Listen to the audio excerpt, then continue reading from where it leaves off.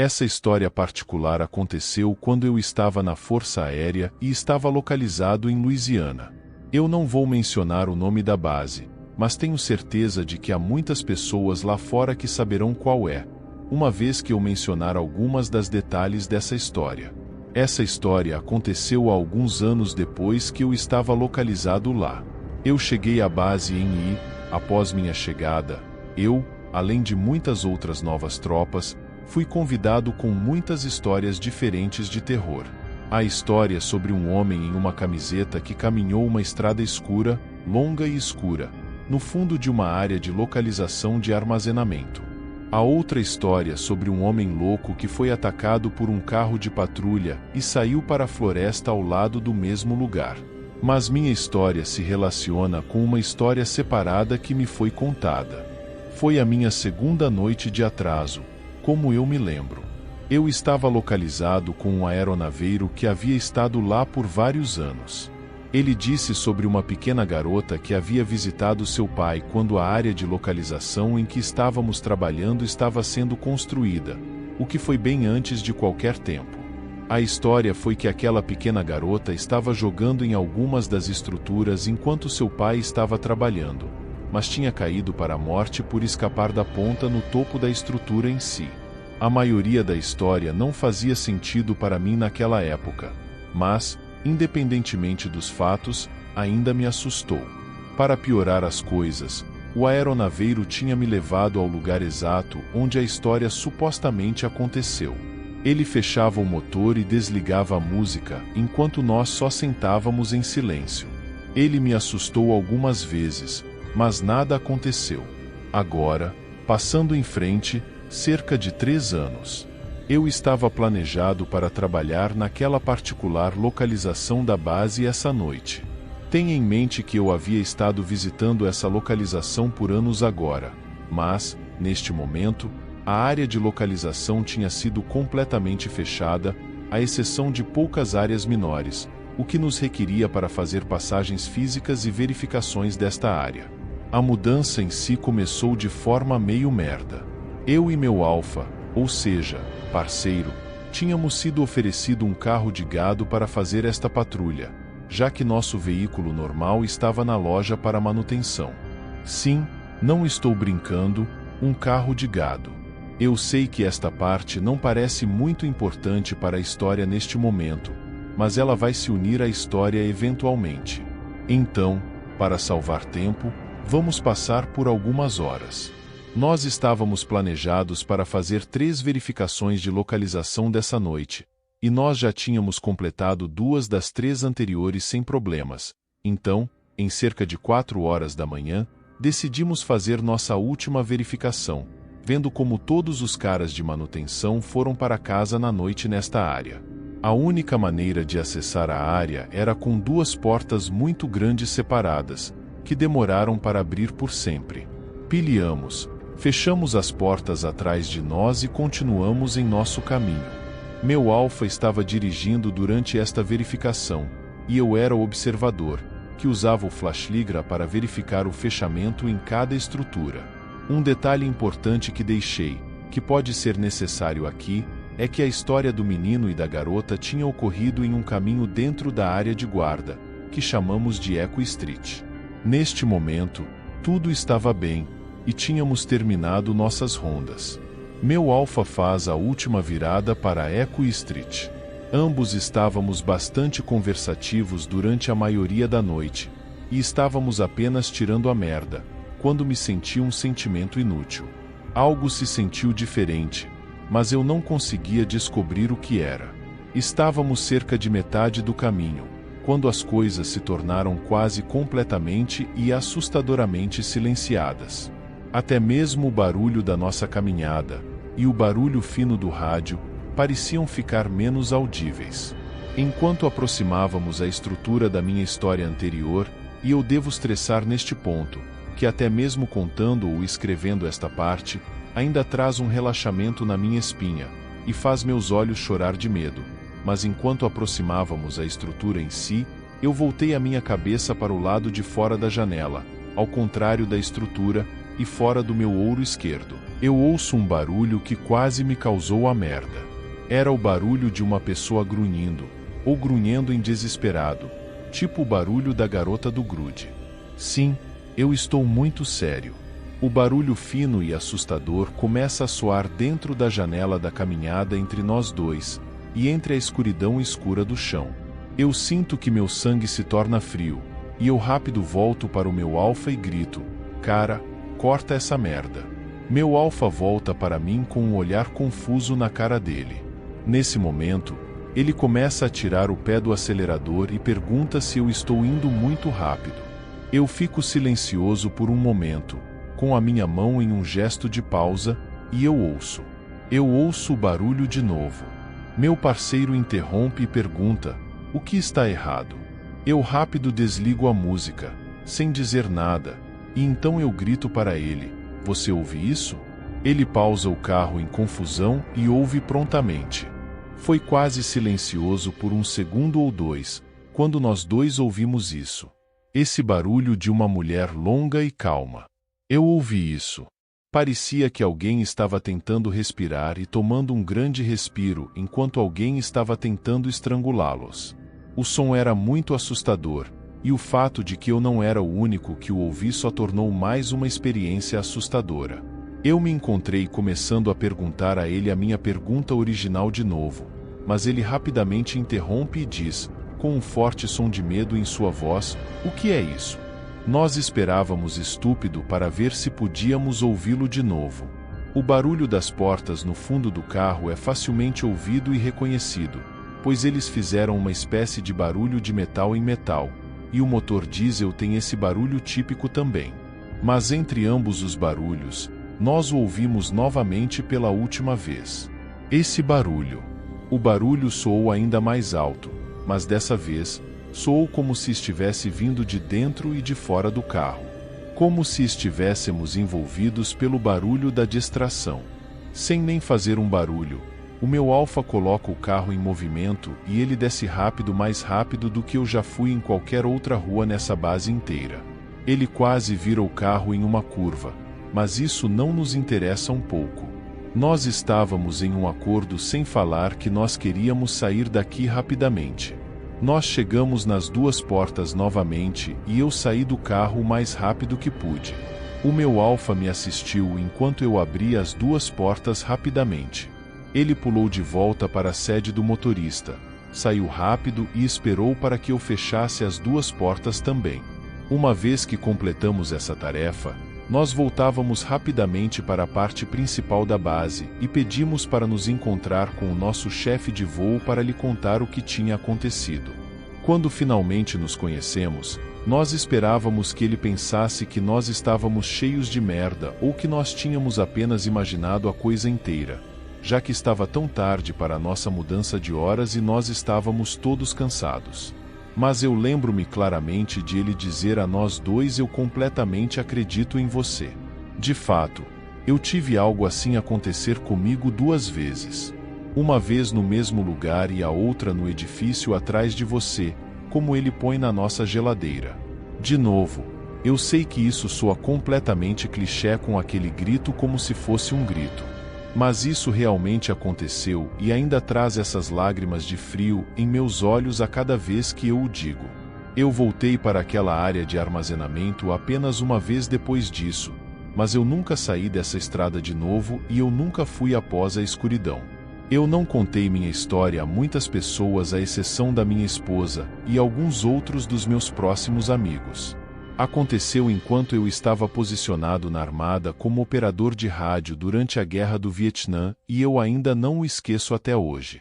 Eu era um jovem recrutado, novamente retirado de escola e eu não sabia muito sobre a guerra. Eu não tinha ideia do que eu estava entrando ou o que era tudo isso, mas o que eu sabia foi que eu tinha um trabalho para meus companheiros de serviço. Chegamos em uma noite de sexta-feira e fomos carregados em muitos ônibus para sermos levados para nossas barrigas. O ar estava muito quente e a terra estava sequendo devido a uma tempestade que havia passado pela área. Eu me lembro vivamente da estrada e de como ela estava cheia de suor. Minha primeira noite foi inesperada e tranquila. Mas todos nós sentimos a atmosfera tensa enquanto nossos sargentos de ferro nos apontavam com histórias durante o treinamento básico. Eu me lembro da meia-lua direto em cima da minha cabeça, o que continuava brilhando das nuvens, e todos nós só ficávamos sentados dizendo brincadeiras. Eu era mais um cara técnico e não tinha muita aptitude para a comédia, então eu apenas ouvi. Minha tarefa era gerenciar as comunicações entre minha unidade e todos os nossos outros caras para que todos conhecessem o que estava acontecendo em todos os lugares. Eu carregava uma caixa no meu pescoço, que era o tamanho de um aparelho de rádio naquela época, e também um monte de equipamento e suprimentos. Eu fui rapidamente assinado a uma unidade Tigre que tinha acabado de perder seu operador de comunicações para uma mineração. E eu me lembro da primeira vez que fizemos contato com o inimigo. Foi a coisa mais forte que eu já ouvi. Nós estávamos em uma parte intensa da selva e não podíamos ver o inimigo de forma alguma, mas nós apressamos rapidamente quando eles começaram a atirar em nós, e abrimos fogo em sua direção geral em retorno.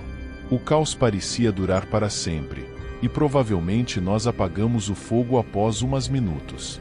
Nós avançamos para frente para fechar contra o inimigo e segurar a área, e foi a primeira vez que eu vi o inimigo de perto. Aí eles estavam, 3 soldados de Vietcong morrendo em um pôr do seu próprio sangue. Eu não podia acreditar que eu estava olhando para 3 seres humanos que estavam vivos apenas momentos atrás, jovens que talvez tinham irmãs ou irmãos e pais. Eles provavelmente estavam se divertindo momentos antes de chegarmos. E aqui estamos, momentos depois, olhando para seus corpos sem movimentos.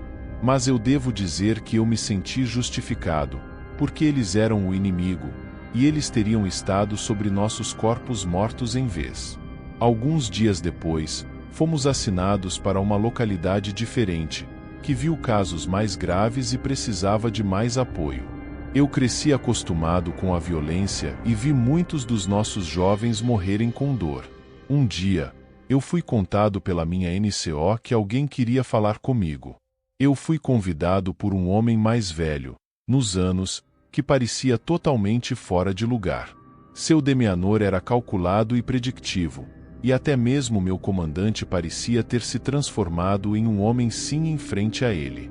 Ele se apresentou como Frederick Douglass, um oficial de inteligência estacionado perto, e que eu ia ser assinado para ele como um RTO para sua unidade. Eu gostei da minha unidade e queria ficar com eles, mas ordens são ordens, e eu não tinha escolha, então eu cheguei no rio e fui com ele. Chegamos em uma área ameaçada perto de alguns campos de Vietcong. Era ameaçado por o inimigo, e eu podia definitivamente imaginar o combate que deveria ter acontecido aqui. Havia alguns caras com máscaras de gás, e outros estando perto, mas eles não pareciam me notar, nem se importar que eu estivesse lá. Era uma atmosfera muito estranha, que não se sentia bem. Esses caras não se comportavam como soldados normais, e definitivamente não tinham o olhar de medo em seus olhos, como a maioria de nós. Eu até tentei falar com alguns deles, mas tudo o que eu conseguia era uma estranha glória sem emoções, como se eles estivessem infectados com algo. O que for, eles todos tinham isso, e isso me fez sentir muito incomodado. Oficial Douglas e eu entramos em um dos campos mais pequenos, e eu fui pedido para ficar de pé até que alguém viesse me pegar. Eu deveria ter apenas ficado lá e esperado, mas eu era muito curioso e apreensivo para me relaxar. Então, eu apenas fiquei à frente e olhei por dentro. O que eu vi fez meu estômago cair como nunca antes. Em uma mesa de transporte, caíram 6 containeiros brancos. Cada um deles tinha uma cabeça quebrada de um guerreiro de guerrilha dentro, com vários tubos e fios que se espalharam deles. Um líquido verde parecia estar reagindo com as cabeças, como se seus olhos e bocas estivessem meio vivos. De repente, eu senti uma mão agarrada no meu ombro. Era o oficial de inteligência, Douglas, e ele parecia muito chateado. Eu perguntei amigamente o que eles estavam fazendo lá dentro, mas ele disse com raiva que eu não deveria ter entrado lá e me enviado de volta para o meu campo. Nós devemos ter sido atacados ou algo assim, porque eu acordei um dia depois em triagem, com vários cabelos quebrados e um colar quebrado, sem lembrar de nada que acontecesse depois disso. Eu nunca vi o oficial Frederick Douglass ou aqueles soldados de novo durante o meu tempo, se foi mesmo o nome dele. E eu sempre me pergunto o que esses caras estavam fazendo lá dentro. Talvez eles estavam tentando coletar inteligência de soldados mortos ou algo assim. De qualquer forma, foi uma experiência estranha que eu nunca vou esquecer. Todos os nomes na história serão mudados, e todas as localizações serão deixadas fora. Essa experiência me deixou muito paranoico em muitas formas. Era às horas de tarde da noite. Eu podia sentir o som do meu coração dentro da minha cabeça, enquanto nosso veículo armado se afastava da estrada de ferro e flutuava através do fio seco. Havia sido semanas desde que a unidade do Bravo tinha desaparecendo como uma espuma de fogo em um dia quente. O chamado de distresse havia batido nos nossos comandos antes, um sinal de vida inesperado de nossos longos companheiros perdidos. Mas o que me assombrou mais do que sua reemergência de repente era o conteúdo do seu mensagem, uma linha criptográfica de números repetindo-se infinitamente. Sr. Davis, você tem certeza que este é o lugar? Eu perguntei sobre o som estático do rádio cortando através do silêncio que havia se acalmado sobre nosso esquadrão. É isso que a comandante confirmou. Prepare-se. Davis respondeu. Enquanto nosso veículo chegou a uma pausa, o fogo denso parecia piorar. Desembarcamos para o desconhecido, o silêncio da base abandonada crescendo cada vez mais incrivelmente. Os prédios pararam como escuridões, com janelas quebradas, portas abertas, uma cidade viva não até há poucas semanas, agora apenas uma cidade fantasma. Davis nos pediu em um grito para ficarmos acolhidos enquanto avançamos, com nossos sapatos cruzados em pedra e lixo. Signos de uma luta estavam em todos os lugares, armadilhas quebradas, armas sangradas e munição espalhada, pintando uma imagem do caos que tinha ocorrido aqui recentemente. A base, uma vez um barrilhão de atividades militares, estava estranhamente silenciosa agora, à exceção de nossos próprios respiros sujos e o distante grito de gritos de números. Enquanto nos aproximávamos do centro de comandos, a transmissão cresceu mais alto, um grito constante que parecia cair na minha mente, seu significado tão ilusivo quanto as sombras e o fogo que nos envolviam. Entrando no centro de comandos, nos encontramos abandonados, o ar sujo, a única luz que aparecia das consolas brilhantes. Os rádios gritando com estático, repetiam a sequência em uma voz monótona. O corporal lhe disse: "O que isso significa?" Eu vi que seus olhos estavam abertos enquanto ela examinava o quarto. "O comandante Askins deve ter sabido", Davis disse. O comandante Askins era o nome do líder das unidades que desapareceu junto com seu time. Continuamos a nossa busca através da base desesperada, esperando encontrar uma dúvida, um sobrevivente, qualquer coisa. Mas foi o laboratório que mudou tudo. A porta estava aberta, como se fosse forçada aberta. Dentro, o ar estava seco com o cheiro de deslizamento e de químicos. Viales quebrados e equipamentos de volta, onde sinais de atividade pausaram abruptamente. E então, nós os vimos. Corpos, membros da unidade de Bravo, ou o que foi deixado deles, foram espalhados pelo chão.